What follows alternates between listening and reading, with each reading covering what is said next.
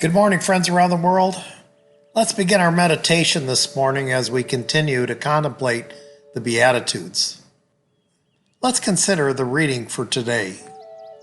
Blessed are those who hunger and thirst for justice, for they will be filled. This Beatitude is surely both spiritual and social. Most Bibles today soften this Beatitude. Hunger and thirst for what is right or for righteousness is what is commonly used. But the word in Greek clearly means justice. Notice that the concept of justice is used halfway through the Beatitudes and again at the very end. To live a just life in this world is to identify with the longings and hungers of the poor, the meek, and those who weep. This identification and solidarity is in itself a profound form of social justice. John Deere, who has spent his life in the struggle against the injustice of violence, writes about this beatitude. Righteousness is not just the private practice of doing good. It sums up the global responsibility of the human community to make sure every human being has what they need, that everyone pursues a fair sense of justice for every other human being, and that everyone lives in right relationship with one another, creation, and God. Back in the 70s, I lived in the Detroit area, but had a small cabin in the woods where my family and I would visit on weekends. We eventually moved there, but this event I'm about to share with you happened a couple of years before that move occurred. I remember it well. It was actually the night of opening day of deer season in Michigan. It was an unseasonably warm evening, and the guys who were with me decided to build a fire outside and sit around and enjoy a few beers and chat about what we were going to do the next day. One of the fellows that came to visit us that night was named Herman.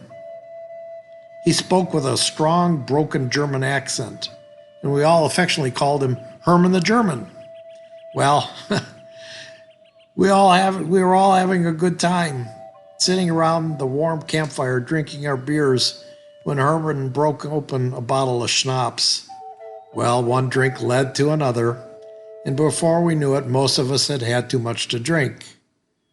Then something very strange happened, which caused us to all go from laughter and telling jokes to complete silence. Herman started talking. He confessed to us that he had been a Nazi soldier during World War II. Then he started to weep as he confessed some of the horrible things he and the Nazi regime had done in those days. We just sat there as he talked. We were all dumbfounded by his comments.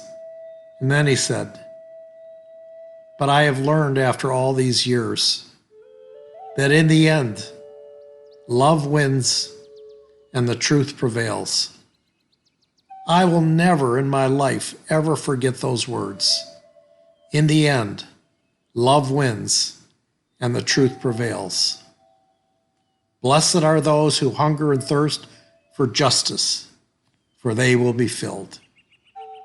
This beatitude is making us a promise that if we live out our lives hungering and thirsting for what is right and what is just for others, especially the poor, the meek, those who mourn, the marginalized, the forgotten, and those without a voice, that in the end, love wins and the truth will prevail, and all the work we did will satisfy us. Will it be enough?